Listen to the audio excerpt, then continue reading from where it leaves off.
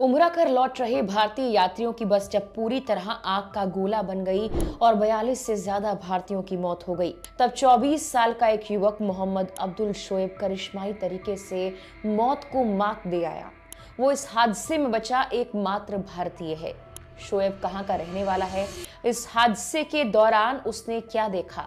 वो कैसे इस भीषण हादसे से बच निकला? फिलहाल कहां पर है और ये हादसा कब कैसे हुआ था? बताते हैं पूरी कहानी आपको इस वीडियो में। गल्फ न्यूज की रिपोर्ट्स के अनुसार उमरा से लौट रहे लोगों को लेकर बस मक्का से मदीना जा रही थी, जब वो रास्ते में डीजल टैंकर से टकरा गई। हादसा स्थानीय समय के अनुसार 17 तारीख को सुबह 1:30 पर मुहरास या मुफिरात इलाके में हुआ, जो मदीना के करीब है। हादसे के वक्त कई यात्री सो रहे थे। टक्कर लगते ही बस आग की लपटों से घिर गई। लोगों को बचने का वक्त नहीं मिला। हादसा इतना भयानक था कि मृतकों की पहचान करना भी मुश्किल हो गया। हादसे में 45 लोगों की मौत की खबर है। मरने वालों में महिलाएं और बच्चे भी शामिल हैं।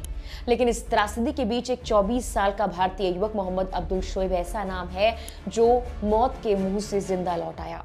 हैदराबाद का रहने वाला शोएब उस वक्त ड्राइवर की सीट के ठीक पीछे वाली सीट पर बैठा था, जिसकी वजह से टक्कर के बाद उन्हें निकलने में थोड़ी आसानी हुई और वो जीवित बच गए। शोएब अविवाहित हैं और हैदराबाद में छोटा सा व्यवसाय चलाते हैं। परिवार में वो माता पिता के इकलौते बेटे हैं और पहली बार उम्रा के लिए सऊदी अरब गए थे। दुर्घटना के बाद उन्हें गंभीर हालत में अस्पताल भर्ती करवाया गया है। शोएब के परिवार के मुताबिक वो बहुत धार्मिक और शांत स्वभाव के युवक हैं। उम्रा यात्रा पर जाना उनका सपना था और कई महीनों से वो इसकी तैयारी कर रहे थे। हादसे वाली बस में उसके साथ हैदराबाद के कई परिचित परिवार भी यात्रा कर रहे थे। शोएब के परिवार वाले भी इसी बस में थे। शोएब ने सऊदी पहुंचकर आखिरी बार रविवार देर रात अपने और रिश्तेदारों को कॉल कर बताया था कि वो मक्का से मदीना के लिए रवाना हो चुके हैं। कुछ ही घंटों बाद हादसे की खबर आई, जिसने पूरे परिवार को सदमे में डाल दिया। हालांकि दुर्घटना में मोहम्मद अब्दुल शोएब के माता पिता की मौत हो चुकी है। शोएब के भाई मोहम्मद अब्दुल समीर और उनका परिवार भी इसी यात्रा पर गया था, लेकिन वो मक्का में ही रुक गए और बस में नहीं थे, इसीलिए वो सुरक्षित बच गए। शोएब के चचेरे भाई मोहम्मद अब्दुल अहद ने मीडिया से बात करते हुए कहा कि हमें जानकारी मिली है कि शोएब ने मक्का में मौजूद समीर को फोन कर हादसे के बारे में बताया और कहा कि वो कैसे बच गए। परिवार नटराज नगर झिर्रा का रहने वाला है। रिपोर्ट्स के मुताबिक हादसे के वक्त शोएब जागा हुआ था, जबकि बाकी लोग सो रहे थे और यही वजह रही कि वो तुरंत हादसे के बाद बस से बाहर निकल पाया। वर्तमान में वो मदीना के एक जर्मन अस्पताल के आईसीयू में इलाज करवा रहे हैं। वो इस हादसे में अपने लगभग सभी परिवार वालों को एक ही रात में खो देने के शारीरिक और मानसिक सदमे से उबर रहे हैं। बता दें कि इस हादसे में जान गंवाने वाले भारतीयों में हैदराबाद के एक ही परिवार के 18 लोगों की भी दर्दनाक मौत हो गई है। इस हादसे ने उनके परिवार वालों को झकझोर कर रख दिया है। एक ही परिवार के 18 लोग, जिनमें 9 बच्चे शामिल हैं, सऊदी अरब की मदीना के पास हुए सड़क हादसे में मारे गए 42 भारतीय तीर्थ यात्रियों में शामिल हैं। हैदराबाद का ये परिवार शनिवार को भारत लौटने वाला था। उनके रिश्तेदार मोहम्मद आसिफ ने मीडिया से बात की और कहा, मेरी भाभी, जीजा, उनका बेटा, 3 बेटियां और उनके सभी बच्चे उमरा के लिए गए थे। वो 8 दिन पहले निकले थे। उमरा हो चुका था, वो मदीना लौट रहे थे। रात करीब 1:30 बजे का वक्त था जब ये हादसा हुआ और बस में आग लग गई। वो शनिवार को वापस भी आने वाले थे, लेकिन अब कभी नहीं आएंगे। आसिफ ने कहा, हादसे से पहले तक वो लगातार अपने रिश्तेदारों से संपर्क में थे। एक ही परिवार के 18 लोग, 9 बड़े 9 बच्चे मर गए। ये हमारे लिए त्रासदी है। उन्होंने कुछ मृतकों की पहचान नसरुद्दीन 70 साल के, उनकी पत्नी अख्तर बेगम 62 साल की, बेटा सलाउद्दीन 42 साल के, बेटियां अमीना 44 साल की, रिजवाना 38 साल की, शबाना 40 साल की और उनके बच्चों के रूप में हुई है।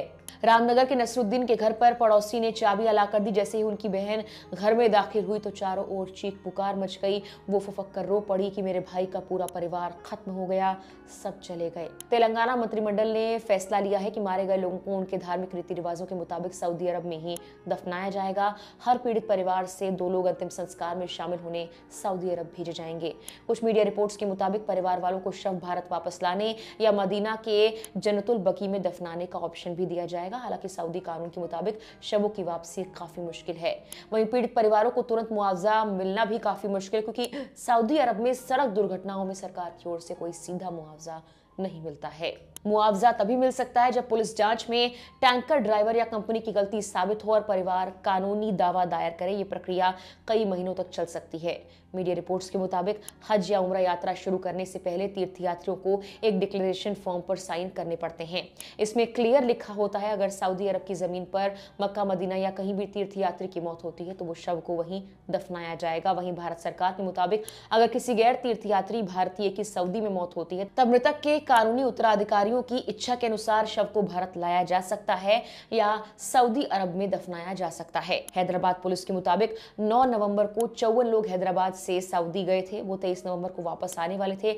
इनमें 4 लोग रविवार को कार से अलग से मदीना गए थे। वहीं 4 लोग मक्का में रुक गए। दुर्घटना वाली बस में 46 लोग सवार थे। तेलंगाना सरकार ने कहा कि वो रियाद में भारतीय दूतावास के संपर्क में है। राज्य सरकार की ओर से मारे गए लोगों को 5-5 लाख रुपए के मुआवजे का ऐलान किया गया है। मुख्यमंत्री रेवंत रेड्डी ने दिल्ली में मौजूद अधिकारियों को निर्देश दिए हैं कि वो दूतावास से नजदीकी तालमेल बनाकर पीड़ितों की पहचान और अन्य औपचारिकताओं में मदद करें। फिलहाल के लिए इस वीडियो में इतना ही।